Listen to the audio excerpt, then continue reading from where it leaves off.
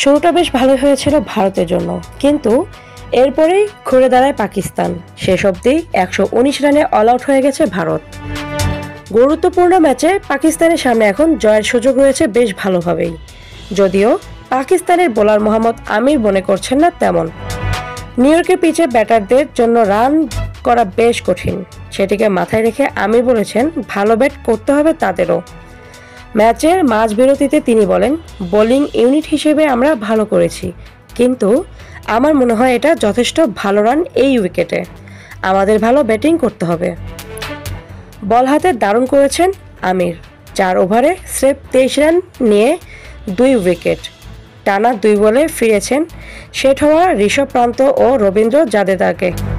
ম্যাচের মাঝবিরতিতে নিজের বোলিং নিয়েও কথা বলেছেন আমির। তিনি বলেন, আমার কাজ ছিল ঠিক জায়গায় বল করে তাদের উপর চাপ তৈরি করা। আমার মনে হয় কাজটুকু করতে পেরেছি।